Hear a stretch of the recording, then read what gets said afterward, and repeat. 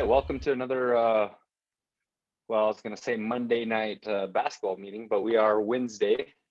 Um, welcome. I know we've had a little bit of a break. We got some good news yesterday, some lights. Dana will probably touch in a little bit on that, but just a reminder, a little Zoom etiquette. Please use the chat appropriately. Obviously, we want to respect our presenters' time and the rest of the individuals on this, their time. So if you have questions that are relevant to what Drew is talking about, absolutely put that in the chat. Dana and myself will monitor those questions, and we'll make sure that Drew answers any questions you may have. But with that, I'll pass it on to Dana. Good evening again, everybody. Welcome to meeting number 4, I believe it is, of the basketball season. As Nate mentioned, we did have some news and now we're awaiting more news. So as soon as we hear more information from our board of directors on Monday, we will certainly keep you posted. So keep checking your emails and we'll get you out to any information that comes our way.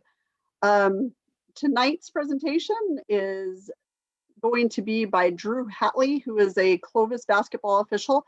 And I was able to look at his presentation earlier, and I think it's awesome stuff. He's going to be talking about lead positioning this evening. And again, as Nate mentioned, if you've got questions, just put them in the chats.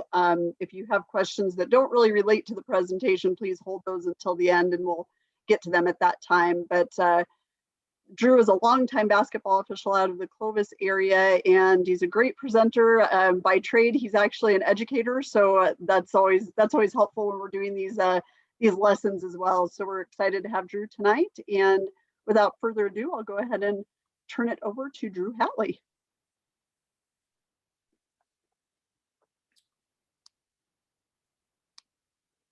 All right, guys. Thanks for having me, Nate and Dana. Like Dana said, you guys, we kind of maybe have some light here at the end of the tunnel with all this COVID stuff. I know all of you guys are like me. You're ready to get back on the court. You're ready to get back on the field. Heck, I'm ready to have my students back in class. We all need a little bit of normalcy. It's good to see you guys. Like I said, I appreciate Nate and Dana having me on. You know, I'm humbled by the opportunity to speak to you guys. Not that you guys have a choice much tonight because you have to have credit for these, but I'm humbled by the opportunity to be around a bunch of really good people. And I'm going to talk a little bit more about that in a minute, but I want to commend Nate and Dana on their approach to this procedure. The changes that they've made in these crazy times with a positive attitude. Everybody's had to make a little bit of changes, and Nate and Dana have not wavered from their mission. And ultimately, all of our mission is to serve kids and serve coaches. And all of us give back a little bit of ourselves to the association, to the kids and the coaches. And I think we have a lot of commending to do to our leadership in our state. Sally as well. I know that there's been some tough times in that office down there from the NMOA side and the NMOA side. So I want to commend them. I know all of you guys feel the same way. I'll go ahead and jump into this next slide and spend a little bit of time here, if that's okay with you guys. It's not every day that you get the opportunity to show some public respect, some admiration for the people that you've gotten to meet along this journey, that you respect, that you've copied things from, that you've stole things from, that you tried to emulate in this referee world. We've got a lot of people's names on this list, and I'm sure I've missed a lot of people's names on this list, but I've had the opportunity to work games with a lot of people on this list, and my respect and admiration for these people goes beyond measure. And like I said, it's not every day that I'm going to get the opportunity to tell you how I feel about you, the people that I've worked with, but I think it's important to let those people know how you feel about them. Let them know that they've shaped you, they've helped you. You know, there's certain people on this list. The Danny Luhans of the world is a huge mentor of mine. You know, some of these people have had my back on many different issues. You know, the Santa Fe Basketball Association or Officials Association. One night in Santa Fe, they provided a meal for a couple of us officials from Clovis, you know, out of their own pockets. The Robert Abneys of the world, heck, I've tried to get him to be our superintendent here in Clovis so he could yell at me and be my boss. The Dave Havlicks of the world, the guys that I look up to. You know, Dave Havlick, how many times he been in the state basketball tournament and he still looks the same as he did the first time he got on the court as he does today. The Bobby Trujillos of the world. The guys that have helped shape me, Coach Roanhouse, obviously was an official, but a mentor of mine, the Coach Adrians of the world, Dale Fullertons of the world, Brian Stacy's, the Lance Langens of the world, Brooks Jennings. For some of you guys that don't know Brooks, I think refereed in our association for 40 something years. Brooks Jennings, the only person I've ever seen call a block and a charge, and neither coach complained. He went over and explained it to them, and they were both okay with it. And Brooks taught us a lot about trust credits and how you build those up so that when you do screw one of those calls up, you've got an opportunity with the coach for forgiveness. So, I'll end it, the thanks with that, but a lot of you guys see your names on there. I can't show enough respect and admiration for you guys and care for you guys. I hope you guys know how I feel about each and every one of you guys. And I mean that from the bottom of my heart. There's a couple guys on that list that probably don't like me a whole lot in that Las Cruces football group. And I'm going to talk to those guys about that and give a little background of who I am. I'm a teacher and a coach here in Clovis. I've been in the district for 17 years. I've coached every single sport at Clovis High School. I'm the defensive coordinator for Clovis Wildcat football. I was offered the athletic director's job in 2017 in Clovis. The superintendent called me and offered me the job. I turned it down to coach and ref kids. There were two things they told me that if you take the AD's job, you can't do. You can't coach and you can't ref anymore. And I turned probably my dream job down. Said, you know what, it's not the right time in my life to get away from kids and to ref kids on the court. I get to work with my best friend every day. And he and I go at it quite a bit. But I get to work with my best friend every day and help kids. I've ref for 17 years. Dale Fullerton's the first guy that got me into the association.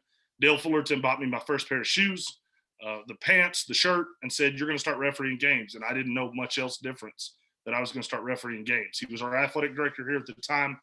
He was a teacher and a coach at the high school when I went to school in Clovis, and got a lot of respect and love for that man. But he's the one that got me into the game. Me being a teacher and a coach and a referee, I have a different perspective of refereeing. As a basketball official, none of us like to get yelled at. And I promise you, I'm one that don't like it at all either. I need to develop some thicker skin, right? And not have the rabbit ears people talk about that I have quite often, believe me.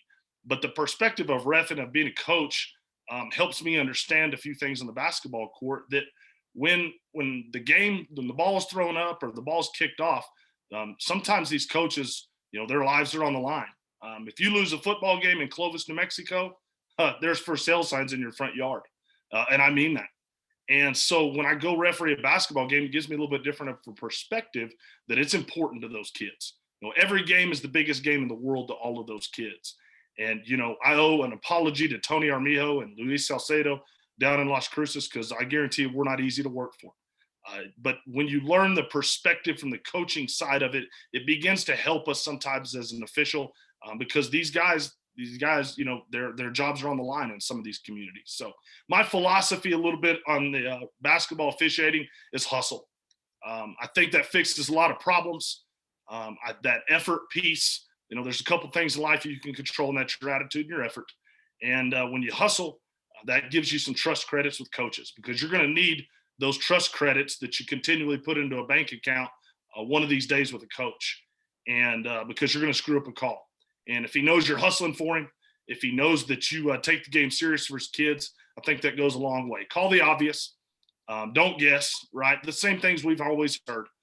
Every game's important. Be a good partner. That's a big deal to me. And I know that is to the NMOA, is to be a good partner. Nothing worse than working with somebody who makes you feel stupid or makes you feel less than them. It's just not worth it in a high school association. Being a good partner, taking the games with the guys that need to take games with. Our goal and my goal as an official is to serve kids and coaches, mentor others, and have fun. The more basketball I've learned is in bars and cars, and some of you guys have been with me in that situation. I don't like refereeing the college game. I did it for 5 years, and I don't like it. I don't like going to games by myself. I don't like riding home by myself. I like riding home with you guys and BSing or going across the street to Stoneface and having a beer, right? And visit with you guys, because the relationships with people matter. So that's a little bit of who I am. Here's kind of the goal and objective Hey, real quick, Drew, sorry to interrupt. Do you mind going into your presenter play from start? And we've gotten a couple comments about wanting it full. Yep, there you go. Perfect. All right. So there's my thanks. You guys can see whose names are on there. But all right. So the goal and objective of kind of the lesson is to share something to the new guys. You know, when I put this together and thought about it a little bit more, you know, there's not a whole lot of things you're going to teach Curtis Vigil. Drew Hatley's not. There's not a whole lot of things the Torres brothers are going to learn from me. I promise you. So, you know, I want to make sure we give something to the new guys. The new guys, they need us. They really, really do. It's our job to mentor these guys, to take games, to take their phone calls, to make them feel important and appreciated. The young officials, my kind of goal to you is don't be a yeah official. You know, if you were around, some of you guys when Kip Luna was around, you better not be a yeah official. You better keep your mouth shut, and you better get a pen out, and you better get a piece of paper, and you better write down what the man has to say, because he's been in those battles. And so ask questions, take feedback, take a notepad everywhere you go. That's the way you learn, in my opinion. So let the young guys know they're wanted and appreciated, make them feel involved. We've got to retain officials. You guys see all around the country the show that we're in with not enough officials, without losing the connection to our veterans. You young guys need to understand that there's some veterans out there that are the real deal. They have been in the fire. And so, you know, with us working together, we can improve the association in our local groups as well as in the state groups. The whole thing gets called right. Our big goal, and I really believe in this goal with Nate and Dana and the Officials Association, a lot of you guys, we got to help the association be on the same page. How we call, how we move, how our positioning is, region by region. That's just important. The consistency, the fundamentals. That helps kids and that helps coaches. And that's ultimately who we're here to serve and who we're here to improve and serve. All right, so here's the agenda. I'm going to go through a few slides. I'll kind of run through this stuff pretty quick. I'm not a person that's going to keep you a long time. With this virtual learning every day in my class, it seems like they get shorter every day. So I'll get you guys on and get you guys off like I tell the kiddos. We're going to talk about the lead primary coverage area. We're going to talk about lead drives to the bucket from down the lane, from trail side, and from center side. Talk a little bit about lead rotations, lead throw-ins and out of bounds, just kind of some of those mechanical things that makes the game go a little bit smoother, lead free throws, and some tidbits for discussion, and then we'll look at a few clips. The information I got, you guys all have. I got it from the NMOA mechanics manual. I didn't go search it on the internet or anything else because theirs may be a little bit different. We got to be on the same page as an association because that's what's best for kids and that's what's best for coaches. Any questions, comments, or concerns, throw them in the chat. Nate will probably throw them to me on my phone if anybody needs anything there. So without further ado, let's go ahead and get through this. Knowing how the floor is divided in the primary coverage area is divided between the crew is the utmost importance while looking for primary matchups and defenders within the area. I would tell you young officials, learn this picture. Before we talk about primary defenders and we talk about secondary defenders and we talk about A to B movement, learn this picture. And you'll be a little bit better when you learn to focus on your area. There's an old saying out there, if you're watching my area, who's watching your area? So let's get really good with understanding our primary coverage areas. I think that's important. Lead's primary area, since that's what we're talking about with lead positioning and play calling, she'll be along the end line from the center of the free throw line to the intersection of the three-point arc and the end line of the strong side of the court. Officiating the strong side of the court.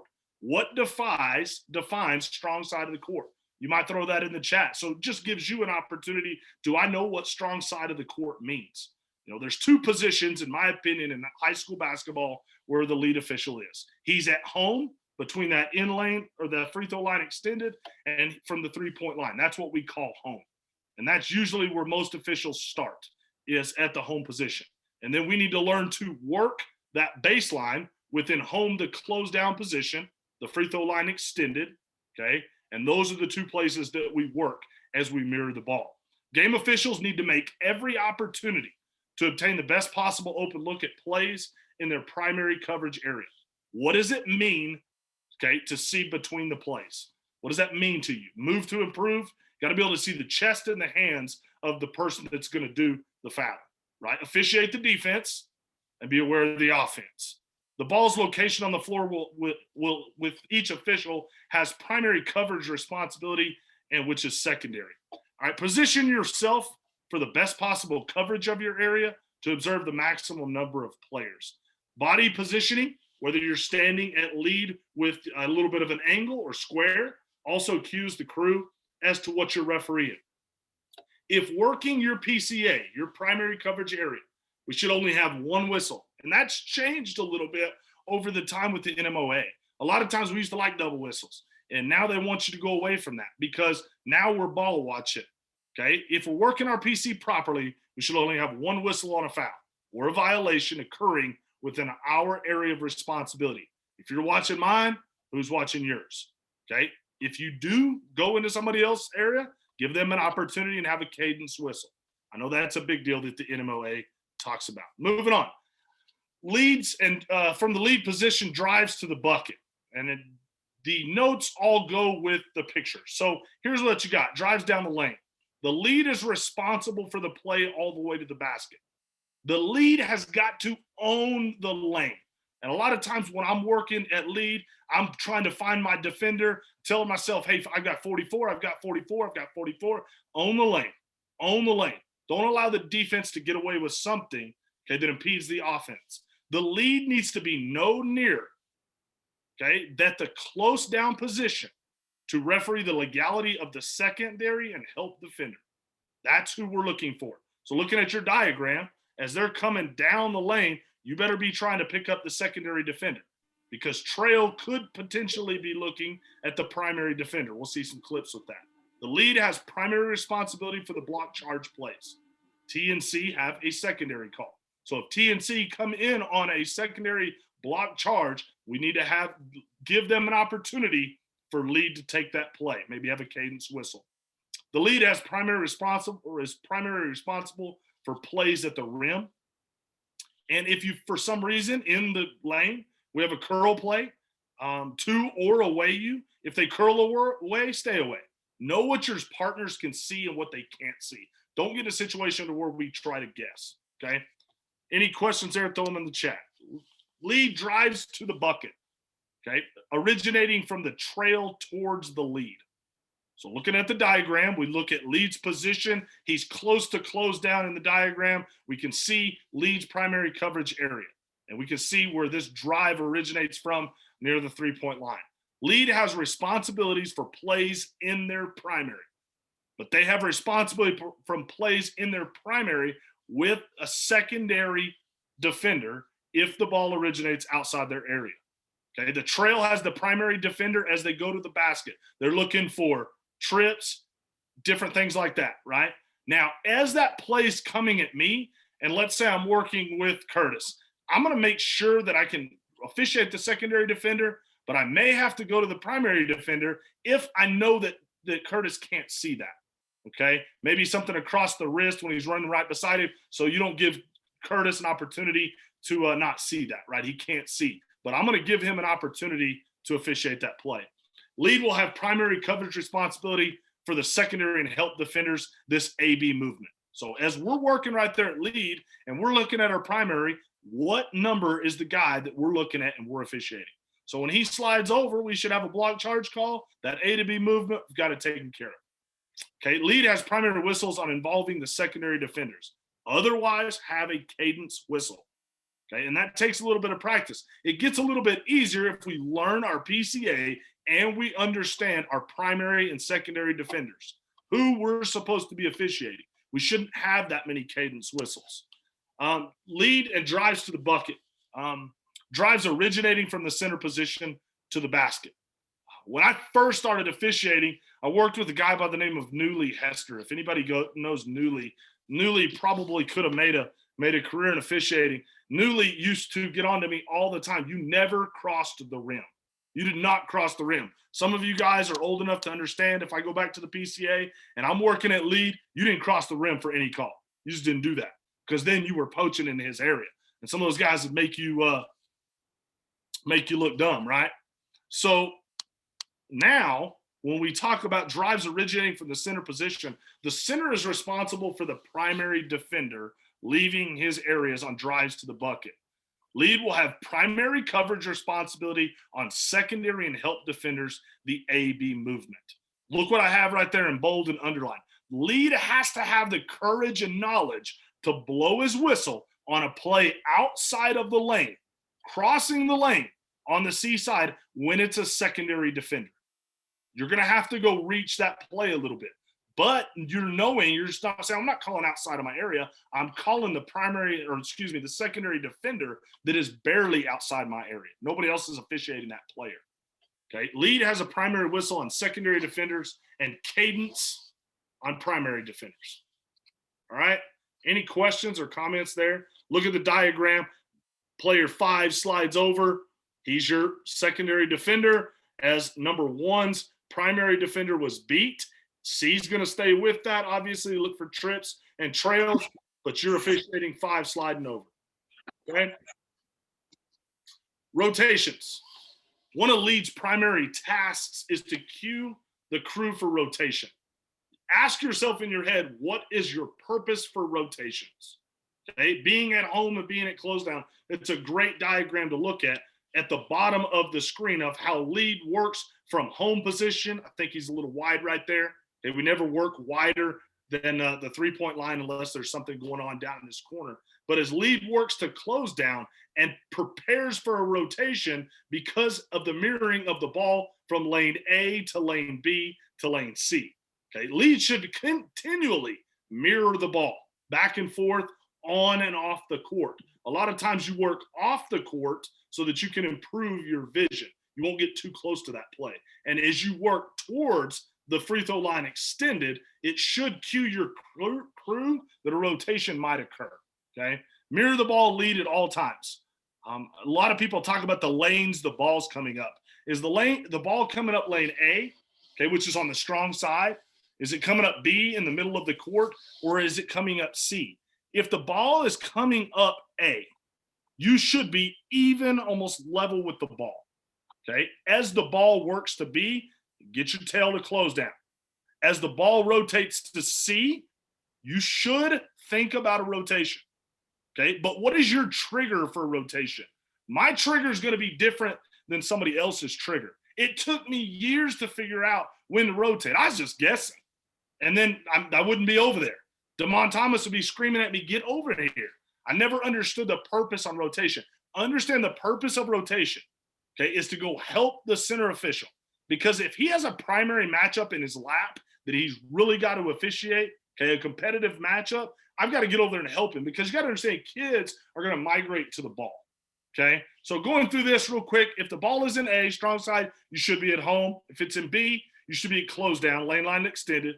If the ball kicks to C, you should be at close down to determine if a rotation is needed. Be consistent with your triggers. Okay, what is your trigger? Mine, personally, is if the ball is in lane C, based on that picture. If ball's in C and there's pressure, I'm going over. If there's not pressure, they may just be passing it back and forth between A, B, and C. So I'm just going to hang out at close down. Okay, I might move if there's post play that's rough or something and get over there. Okay, a lot of offenses are right-handed. If you do girls basketball, it seems like 80% of them are right-handed. So if they kick it to C and there's no pressure, it's probably coming right back to you in B or A. Okay, what is yours? What is your trigger? Do you know what your trigger is that causes you to rotate? The center official can usually only officiate 4 people on their side of the court. So you may have to rotate if there's more than 4 people over there, and that's your trigger. Some trigger if it's below the free throw line extended. Well, maybe so, but if it's below the free throw line extended and there's no pressure on the ball, you're fixing to have a drive to the bucket, or you're fixing to have a shot. And if you have a drive to the bucket, you have a shot in the middle of a rotation, we should back out. We'll talk a little bit about the 3 immediates of that in just a second. If ball is passed to the weak side, a rotation may be executed to help if needed. Okay, if C is consumed at the primary matchup. Questions there? All right, lead rotations. Okay, talked a little bit about that. Balancing the floor, making sure that we're balanced with the number of kids. If the more kids are over here, we need to balance the floor and have more officials to that side of the court. Put the game in the best situation possible. Okay, so we can officiate all kids at one time. If you rotate to put the crew in the best position, and one of three things happen. So looking at the diagram, if I am at close down right here on B, and I begin my rotation to help the center official, and three things happen: a skip pass, a shot, okay, or a drive back out to where you once were. Just hang right back out at close down. Okay, 1-2, shot goes up, I'm going to back out. Those are what a lot of people refer to as the three immediates. The reason we need to be consistent with that is so the T and the C know that if that shot, skip, or drive happens, Drew's not going to rotate on me. I'm not going to put that crew in a bad situation on transition, getting back to the other side of the court. All right. Here's one I'm going to show you a clip of if we get to tonight. If caught on a rotation and the ball turns over, don't panic. Okay. Just get in the back and allow the T and C to get it right. So if I'm rotating, okay, I'm in the middle of a rotation and boom, they turn it over and the ball's going the other direction. I'm going to let the trail and center work. Okay. Who's going to turn into the new lead? Okay. And who's going to stay center? And then I'm just going to kind of fix myself right back into that formation. Don't panic. Okay. Don't panic. A lot of times you guys have seen some people, I'll point at those guys. Hey, you go ahead and go. Okay. I'll get behind you and be the new trail. Some things I see mechanically in throw-in situations, it just makes the game look better. It makes the game more smooth. It's more consistent. If we teach all of our kids this is how it's going to go, the kid's not reaching for the ball as we do throw-ins from the lead position, okay? In the front court, underneath the basket, okay, you guys can see the triangle of where the ball goes out. Rule of thumb, the ball goes out and you put it in where it went out. That's an easy way to think about it, okay? But using this triangle will help most of you guys. Maybe somebody didn't know about the triangle. Maybe somebody did, okay? If you are in the front court, lead, hand the ball to the player. Hand the ball to the kid. Lead, if you're in the back court, bounce the ball to the kid, okay? Lead can bounce the ball to the sideline over here, okay, if the ball is below the free throw line extended. I don't like it that high for the lead to bounce it. It's what it says in the mechanics manual, but pregame this. Talk about, okay, if the ball goes out on the sideline and we're in the front court, what are we doing? I know last year, a few crews I was with, we said the second lane space. The game goes smoother when we pregame those things of how we're going to handle those plays. Same thing with drives to the bucket. We're going to talk about those. We're going to handle those before they ever happen, okay? The lead line, weak side, out of bounds. This is one thing to pregame, one thing to talk about, one thing to work on when we ever get back on a court with other people. If you are lead on the strong side, the ball goes out of bounds on the baseline, okay, away from lead. Lead may not have a great look at who hit that ball out of bounds. Lead, do not be afraid to ask for help from the center official. Center official, give help or go to the arrow. And when the center official gives you help, okay, giddy, boom, we're going there. It's something to pregame. Don't be afraid to ask away from you in that corner on the baseline who the ball was out on. Ask your center official for help, okay? Pregame that, talk about that. Free throws. A lot of pushing, a lot of shoving happens on free throws. A lot of over the back, right? We don't have that on the back, I guess I should say. I see a lot of guys do free throws wrong. Secure the ball as the lead official. Communicate with the new trail official the number of free throws to be administered. Make sure we know who and how many people are, or how many shots are being administered. If you're not the calling official of the foul, help the crew and get the number of the shooter. That's something lead can be looking for. The minute something happens outside of your primary, get your eyes over there and go, okay, 12 is my shooter, all right? Lead is responsible for all spaces opposite his or her position. Okay, who's jockeying for position, who's pushing. You are responsible for all lane spaces opposite his or her position, okay, before the shot.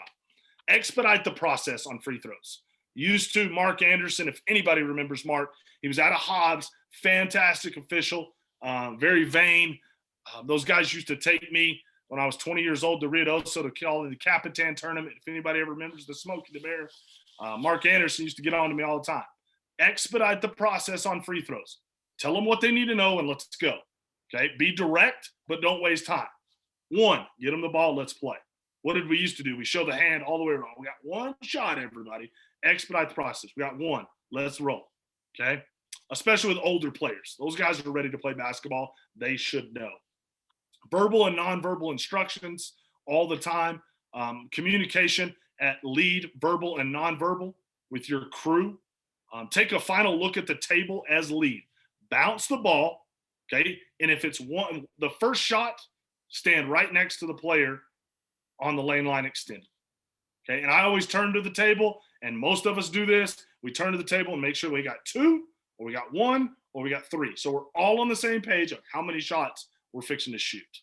Okay, on the second free throw, bounce the ball to the defender and back off to the court, close to the close down position, and get ready to officiate the rebound on your side of the bucket on the strong side of the play. Okay, a pet peeve of mine is letting the ball bounce out of the rim on the first free throw. If it's going to go through the rim, let's catch it. Let's grab it out of there. You step right there, grab it out of there. Let's move on. It just kind of looks a little bit trashy to me to let the ball bounce around a little bit. You're there, get the ball out, let's go. The last thing to kind of give you a quick rundown of the lead and pregame, coming from the book. What are you guys going to talk about the lead's going to do? Concentrate on the primary and post play. Move along the inline to create better angles on the ball side. See between the defenders. Officiate the defense. Stay with the shooter in your area. Okay. Coaches do not like shooters not protected. You get yourself out of a lot of trouble by, hey, we're going to protect shooters tonight. Okay. Own the lane. If you're the lead, own the lane. Don't let people chuck people in your lane. Own the block charges in the lane. Know your PCA and your primary defender within your area. Okay, and your secondary defender within your area. All right. Rebounding coverage at the lead official, you are on the strong side. Some tidbits for discussion. Learn offenses early in the game if you're the lead. It will help you in rotations. Okay, learn what they're trying to do. If you referee for Las Cruces, they run the flex over and over and over again. If you've refereed for them down there in the South, you know Coach Benjamin's going to run the flex. Okay, how's that going to affect your rotations? Do you pregame that? Do you know that? Or the first couple of possessions, are you learning that? The first time out, do you guys come together and say, okay, here's what I think they're doing? Okay, or hey, this is their Michael Jordan, this is their Larry Bird. We got to have these people. Okay, rotate early and often until you learn what they're trying to do. Some say rotate less in a zone. Some say that. So if you have a zone defense, you might rotate a little bit less. Okay, doesn't mean it happens all the time because you have some high-low sets and they dump in that short corner that we may need to be in a situation to rotate. But that's learning that offense early. Okay, lead, get the first foul. We've all done this, right? The offense comes down and displaces the defender, right? And we think, oh, he's just getting position. We'll let that pass. And the next play, they'll come down and do it again, and we'll put a whistle on the defender for a forearm bump. Okay, lead, get that first foul. Lead, get that first foul. Don't watch the ball. Okay, what goes up must come down. Officiate the kids. Don't worry about the ball. Be prepared to replay the play for the coach. Coaches are going to ask you what happened. Replay that for the coach step by step. Slow down. Take your time. Replay that play over for a coach. Be prepared to do that. Coaches want communicators. And, a lot of problems can be solved with effective communication. Even from the lead position, whatever position you're at, be prepared to replay things for the coach. Be an effective communicator. As a football coach, we love to communicate with those guys. And I know that's a push from Nate and Dane. All right. Hard fouls in the lead area, be prepared to get on the scene quick. Use your voice to the players. Let them know, hey, we're right here. You have crashes in the lane. You got those big boys, and they both go down together. You better be ready to get on the scene quick. And use your voice to let them know you're there. That's when we have problems, elbows getting thrown. Okay. To yourself, you might do it tonight. Define what an open look means to you. There's an old saying that when the ball goes right, you go left. When the ball goes left, you go right. Trying to maintain an open look at all possible as we can. Okay. Work on and off the floor at the lead position. It improves your vision and getting too close to a play.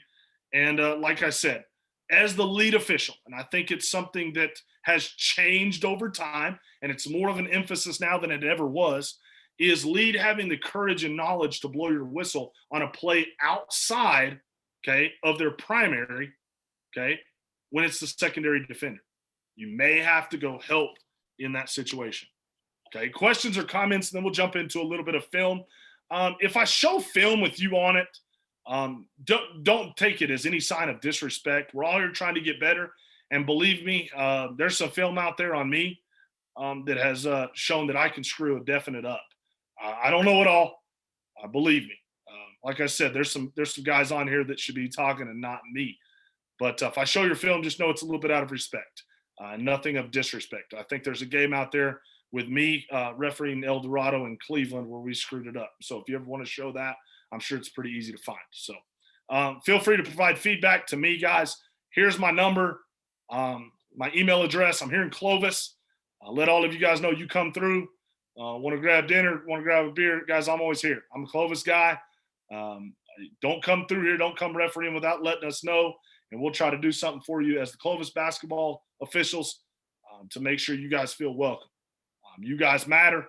You guys are important. You're valued by a lot of people, especially myself. So I'm going to jump out of this and jump into a few clips if you guys want to watch a little bit. Drew, before you stop, can I ask a question real quick? Sure you can. What's up, Brandon?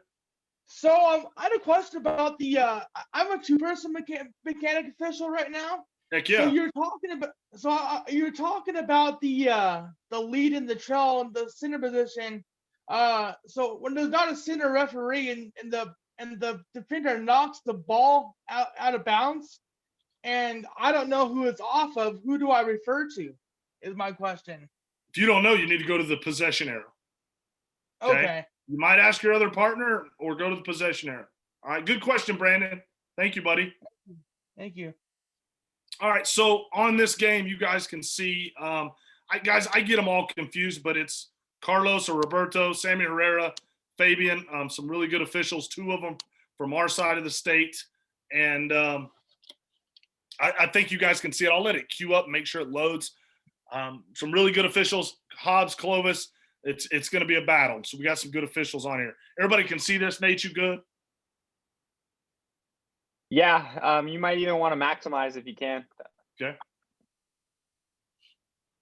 Even I'm lucky better. I have access. I'm lucky I have access to our huddle at our school, so there's a lot of clips on there.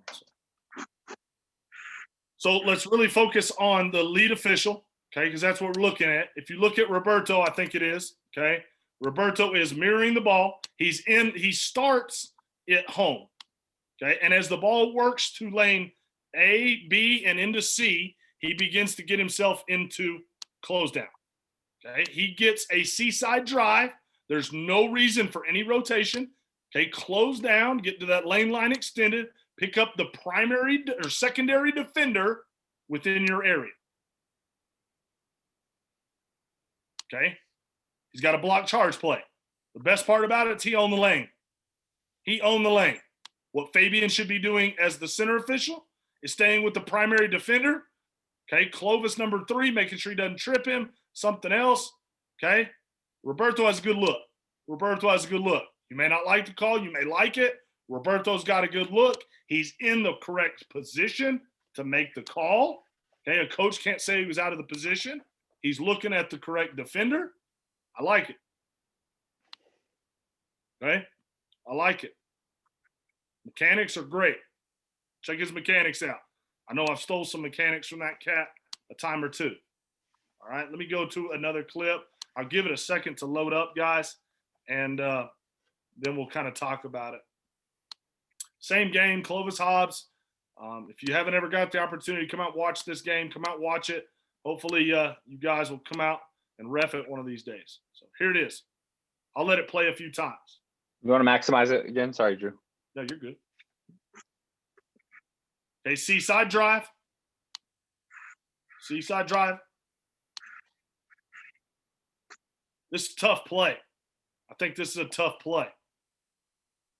They come off a little bit of a screen. Okay, and Roberto again has the primary defender coming over the screen that he's got to stay with if that guy grabs the offensive player, who then takes 32.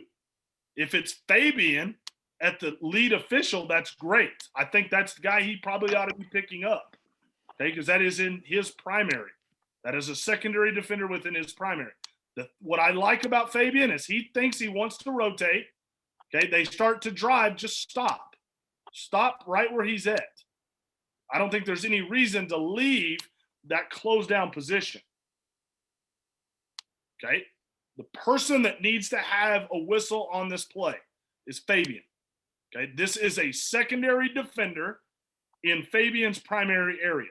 The best part about this, watch it again, watch Roberto give Fabian an opportunity. Fabian didn't like it, fine, whatever. Okay, Roberto gives him time. Cadence whistle, late, he's got a block. I think he gave Fabian an opportunity, didn't want it. Okay, that was a secondary defender for Roberto. We'll take it. I think it's the right call. And real quick, Drew, I just want to add to that because absolutely, and Roberto does a good job of being patient, allowing the lead whose primary whistle to have that primary whistle. Obviously, that is a play that needs a whistle. There are two bodies on the floor. And again, to Fabian's, to the benefit of the doubt for Fabian, that it's a very high. The contact happens high in the lane. It's a tough play to referee from lead. It is a lead primary, and that's exactly. I mean, this crew did a great job of helping each other out. It's not to call Fabian out saying that he didn't referee this play. It's a tough play, but even better job on Roberto to be patient and then come in and help. So yeah, like Nate says, that play is so high that may seem like Fabian may have felt like he had a long way to go to get that play. All right, here's another one, same game. Kind of have a down the lane, okay, kind of trail. Okay, either way, who's going to own the lane? You know, to me, the ball's in B, middle of the court. I would like to see the lead official at close down. Because to me right now, he may be seeing butts and backs of the two guys on the near block. Okay, like to see him a little bit more at close down. It's not a bad spot to be in. Just wanted to look at that one real quick.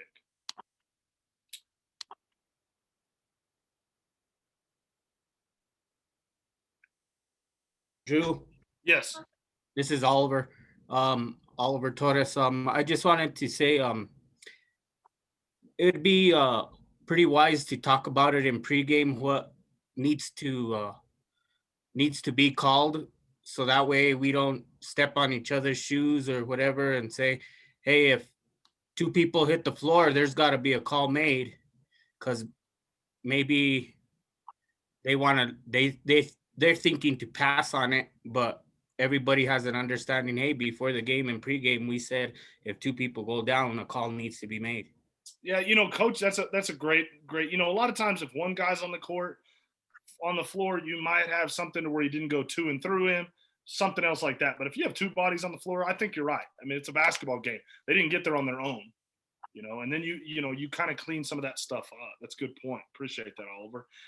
Next play, I'll maximize it here a little bit. This is right the first possession of the game. You've got Roberto as the lead official. I'd like to see him a little bit more in close down, but I'm not going to tell that guy very much. He's one I emulate and watch a lot of. But you've got Sammy over in the C position. This just shows us kind of what we're looking at from the lead position, that you may have to go across the rim, okay, to a secondary defender.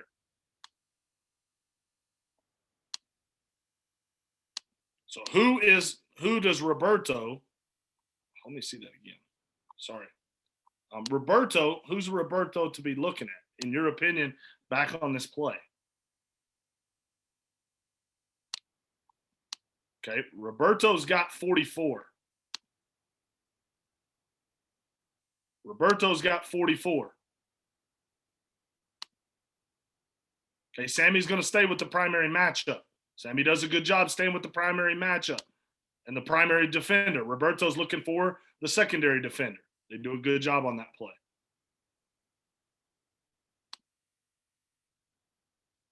Here's one I wanted to kind of talk about. They kind of had a screwed up rotation. Fabian wanted to rotate right there. I like this. Okay, the ball starts to work away, mirror the ball. He looks like he's going to start rotating. Okay, backs out of his rotation. Stay there. Just stay there. The ball never came back to lane A, the strong side. Just stay there. Okay, just stay. In my opinion, just stay. Okay, ball kicks. He goes to rotate. Okay, we have a steal right there. I wish I would have got a little more of this clip. We have a steal, and Fabian is in the middle of his rotation.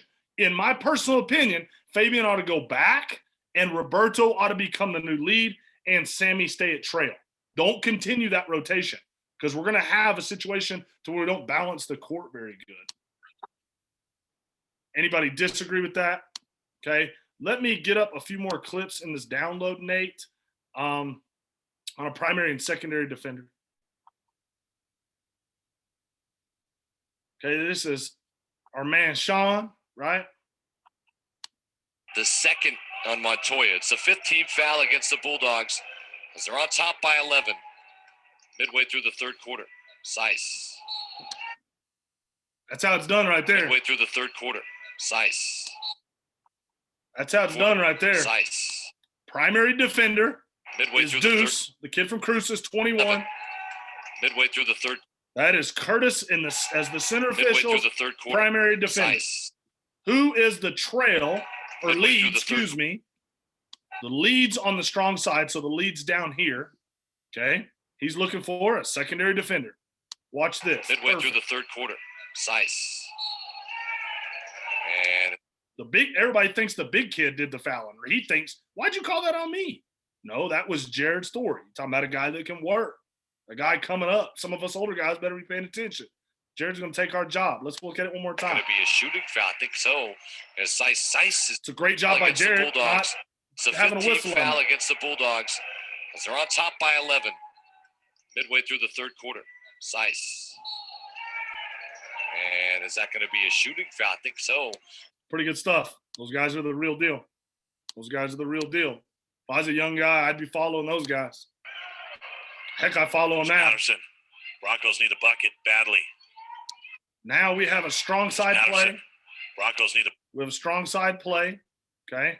The ball's in A, strong side. The lead officials should probably be in direct line with the ball, mirroring the ball. bucket badly. Okay. Trail's got the primary defender. This they do. On the spin and then a foul. Man, On the spin and then a foul. On the spin and then a foul. it's a great job.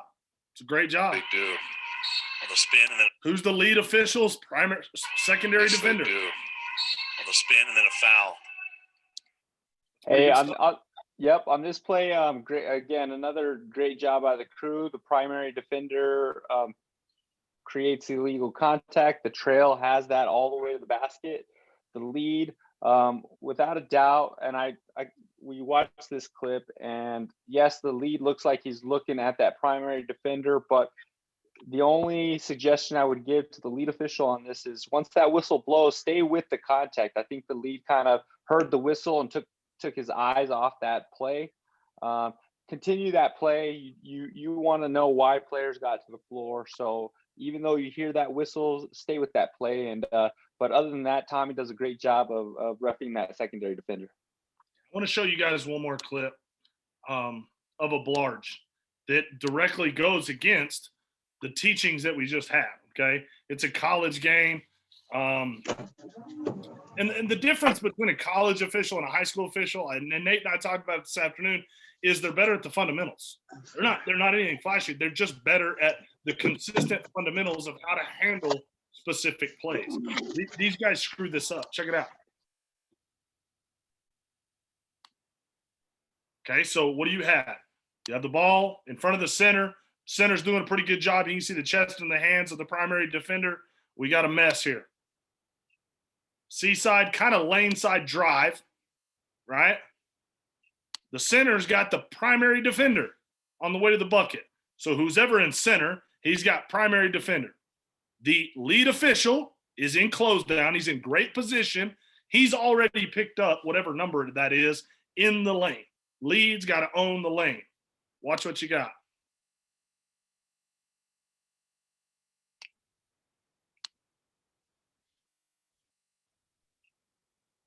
And Drew, let me add on to that.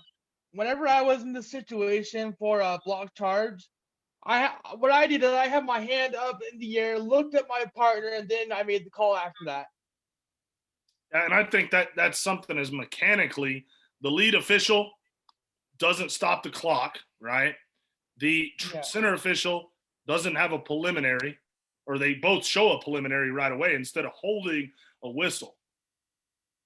What are you going to do in that situation? I'm going to tell you what some people are going to do. Somebody's going to report a block, and somebody's going to report a charge. But if I was the lead official and knew I had that play, I'm taking that play. Okay. The center official is the one that messes this call up. This is not the lead's problem. Okay, if anybody messed it up, it's the center official, because that's not his defender. He should be staring at the guy, the primary defender. He should be locked on this matchup, looking for hits, pushes, trips, all different types of things. He should have no clue what this guy's doing, and he probably didn't. It probably blew up in his lap before he knew what happened.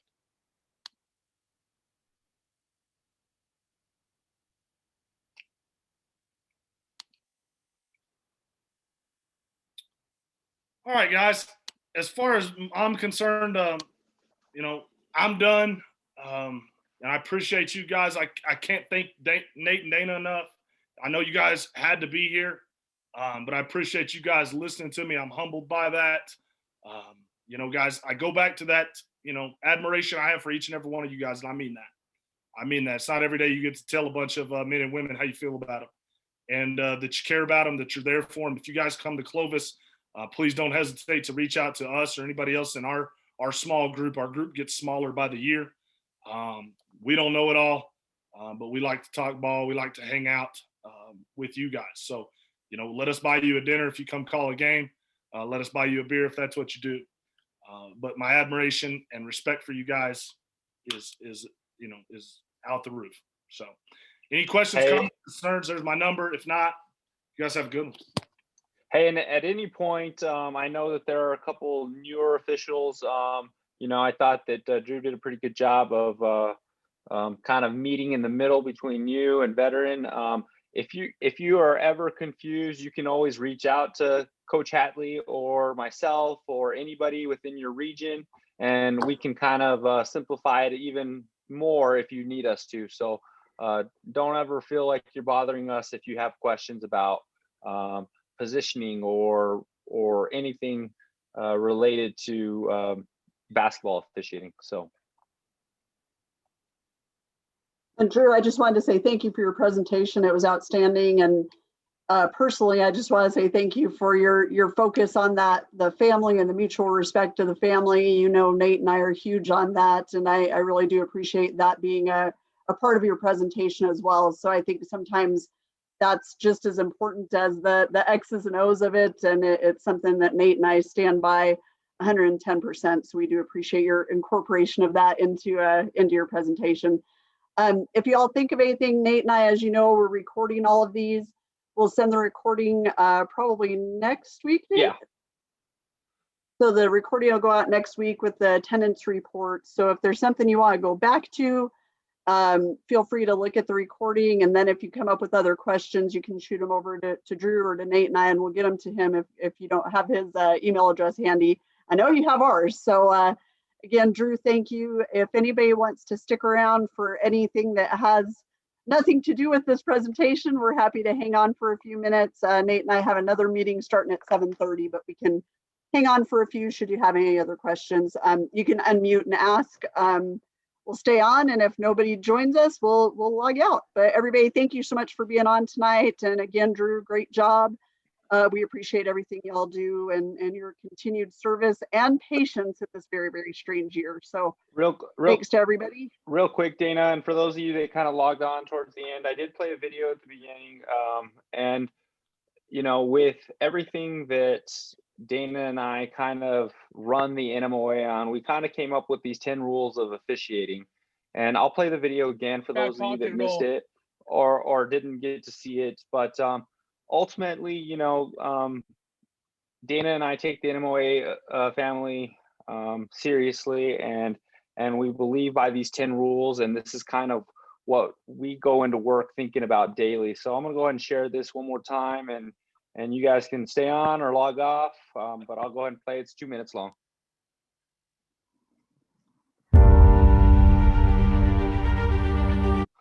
Sorry, 1 second. I was gonna say that wasn't even 2 minutes. All right, yes, you could hear the sound? I could. Sound was Okay. good. It just stopped.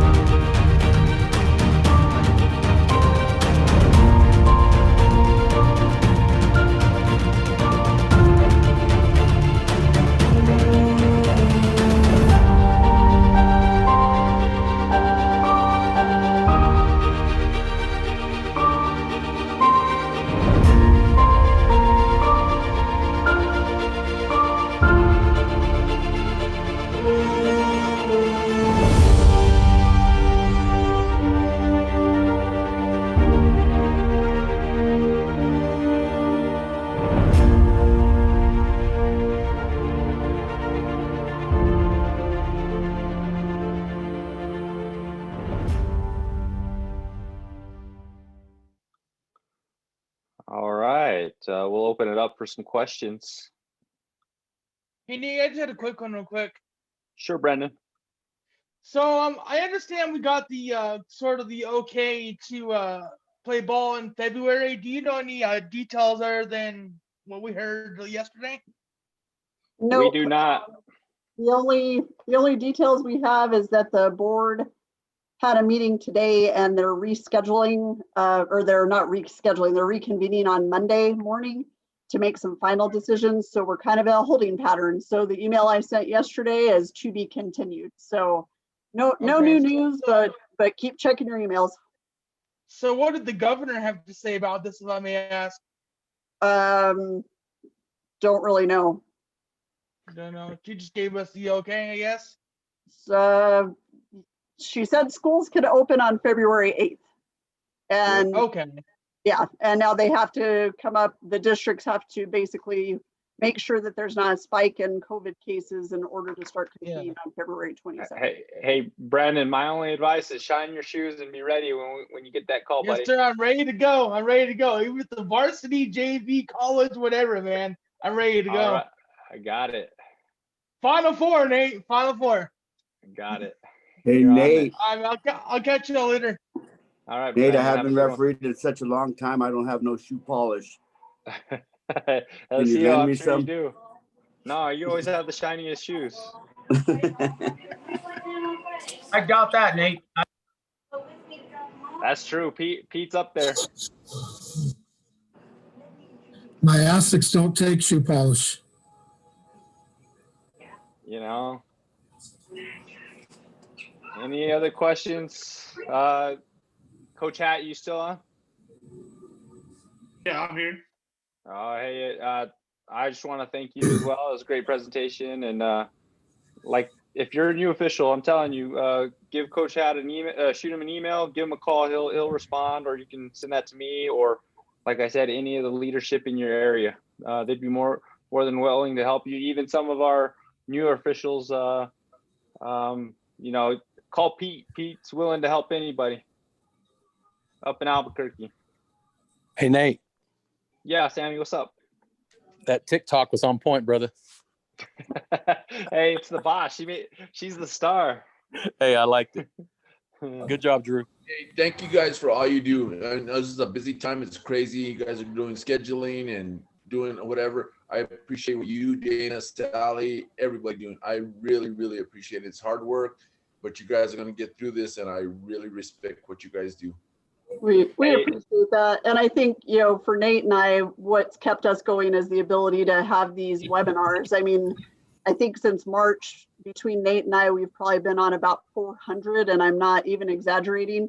But the thing that kind of keeps the gas in the tank for us is just being able to see our officials. So as much as it's time outside of the day, we always say we like our night work better than our day work sometimes. So it's just good to be on and see your faces, because y'all are what motivates us to keep going. So it's certainly, Nate's the creative genius behind all of this, and he doesn't take enough credit, and I'm smart enough to know what he's done and the level that he's elevated the association to through his technology skills and his creativity, and him making me do silly TikToks and get out of my comfort zone. So if you ever want to do well in your job, have an assistant who's about 10 years younger than you. That's all my advice is to you, because they know more than you will ever know about technology.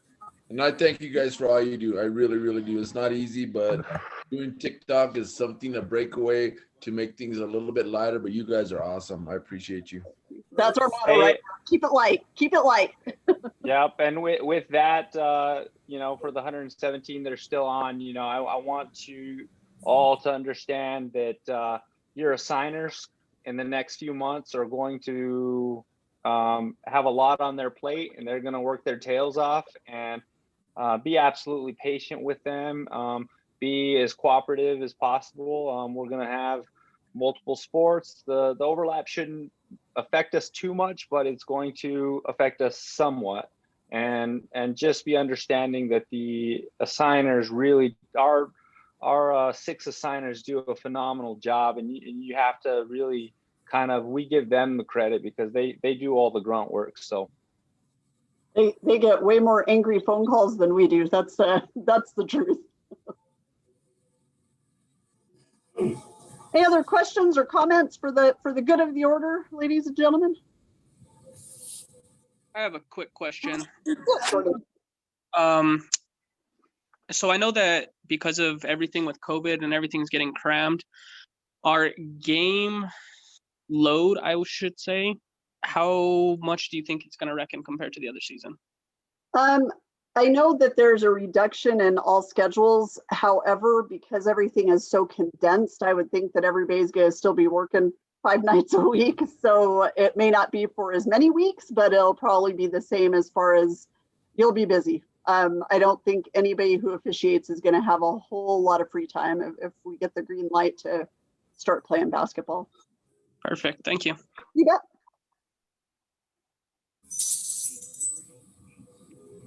Shane, a new official to New Mexico, did ask about the uniform. He noticed that in the clips that Coach Hat had shown, they were wearing wide panels.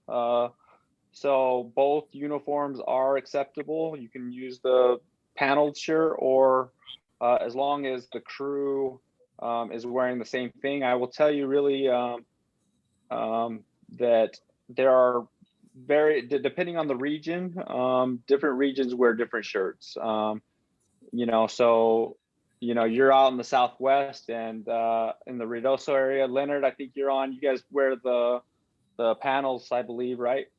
With the flag? Yes, more often than not, we wear the panels. Yes, Nate. With the flag on the left sleeve? Yes. Yep. If you go to the central region, they're not wearing, most of the time they do not wear a panel, and they do not have a flag. And same thing with the Northeast region.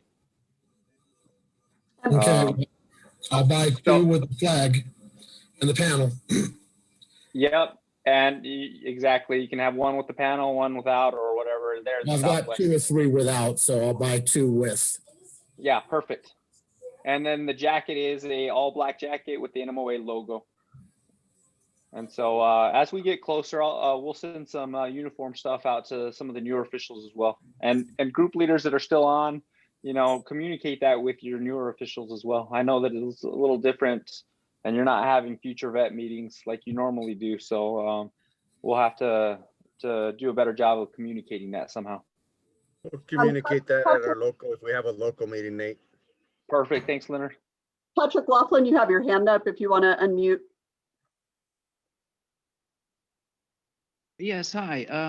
I did want to ask about scrimmages, because I can't speak for everyone else, but I've always found the scrimmages to be very helpful. They kind of get you back into the swing of things and put you in an officiating mindset. What are your thoughts about missing out on scrimmages this year? So one of the things that one of our assigners actually asked us about, which I need to get final approval from our boss, is if officials can go to team practices just to get some reps. And I just need to get a clarification from her as if that's going to be okay. Because generally we do have scrimmages and officials are able to go to work those. But this year, in the absence of, we're trying to find some kind of a substitute as far as just going to practices and coordinating that with coaches to make sure that it's okay. So I'll keep everybody posted on that.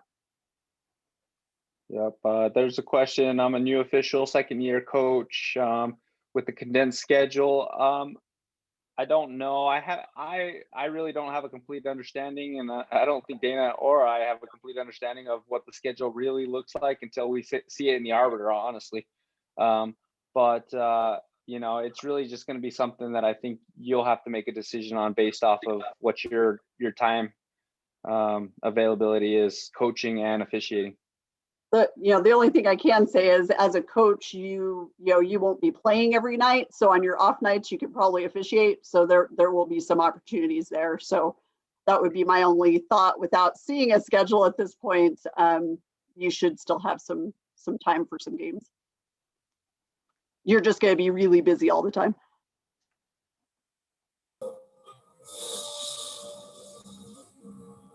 Any other one? Anything for Coach Hat?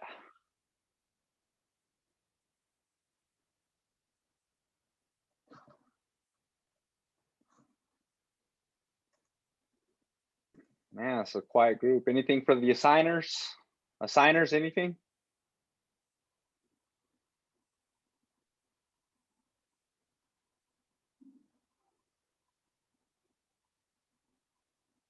I would just compliment Drew on his presentation. It was really good. Very. Cliff, introduce yourself. Most everyone knows who you are. Oh, Cliff Jenkins. I'm the Central Region assigner. Sorry about that. No worries. But Drew really did a nice job explaining a lot of key issues for guys. And this year, I think there's going to be some new officials that are working 3-person. And I would advise them to go back and replay this particular training session. I think the first thing I look at as an assigner is how well the lead officiates. That gives me a real clue as to where they are with their game. So you can look at somebody in the first 4 or 5 minutes of a game at lead and see where they are as far as their skills and ability. So I would suggest they go back and review this, and Drew just did an excellent job. I agree.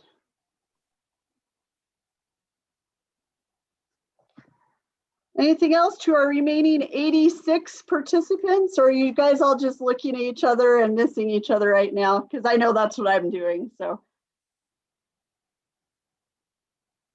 Eric, your hand's up. Did you have a question, comment? Eric Chadwick. Can you guys hear me? Yeah, Fabes. I was just going to ask if Dana, do you call any sports? I don't.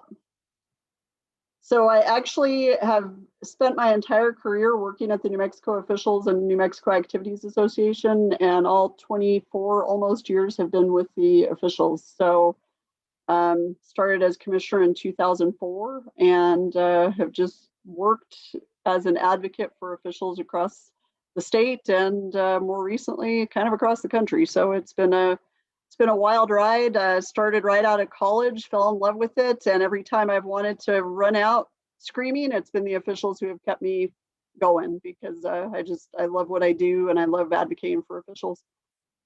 And Eric, I will tell you that I get to work side by side with her, and there's nothing that she does not know about officiating. It's actually pretty dang impressive that you know, she has lived through all of us night in and night out, and she knows everything there is to know about officiating. Probably not everything. There's some stuff I don't want to know. I learned early on, surround yourself with people who know more about it than you do, and you've found your path to success. So I'm blessed to have the officials that I do, the assigners that I do, evaluators.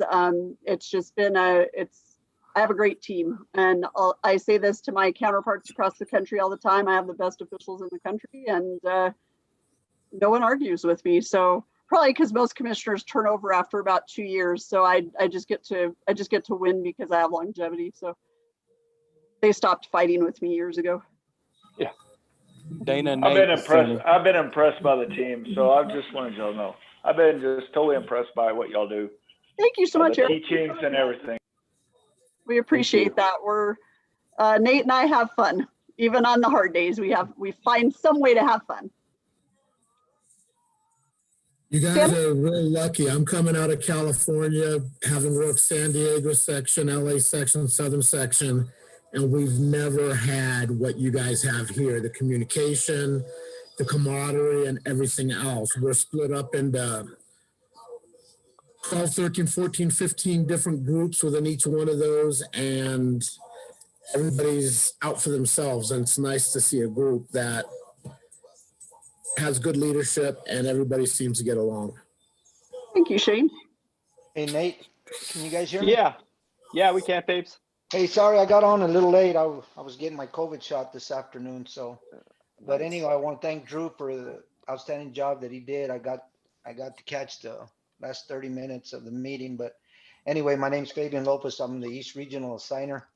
And just remind everybody, I know Dana sent out an email to everyone, register for the upcoming season. So like you said, if we don't have basketball this year, she'll take care of you for next year. So, and try to stay in shape and get ready, because we might be rolling sooner than you guys know. So that's what I'm hoping for anyway. But anyway, have a good night, everybody. Thanks, baby. I like how Fabian said Dana sent an email. Dana sent 14 emails, but that's Yes. If you guys haven't caught in our TikToks, we reference the fact that you guys really don't read Dana's emails multiple times. And it's really important that you should read those, especially in a year like this. They have everything you need to know about what's going to happen. I mean, I use bullets and everything in bold print, and sometimes it's italicized. If it's italicized, bolded, and underlined, that's really, really important. So make sure you go to those parts of the email first. Sammy, were you going to say something a minute ago? I'm sorry, Pete? Might want to use color with some of us. I don't know. So we have a representative from one of the entities we work with who sends our business manager emails that are in all caps red. They are so aggressive, like, and it's, oh my God. It's like information about insurance, and it's so, like, it is aggressive. I'm like, why are you yelling? And why is it all in red? It looks like somebody got murdered on your screen. It's not good. Don't send emails like that. It's bad. It's in poor form. Oh. All right, everybody, I think we're going to hop off. Nate and I have a Hall of Fame committee meeting here in about 14 minutes. So we've got to get this, sorry, I'm reading and talking, it didn't work. We've got to get this one converted and our next one started. So February would only be the start date. In answer to your question, Patrick, for football, basketball is right now slated to start in March. So like March 27th, I think, is the anticipated first day of basketball.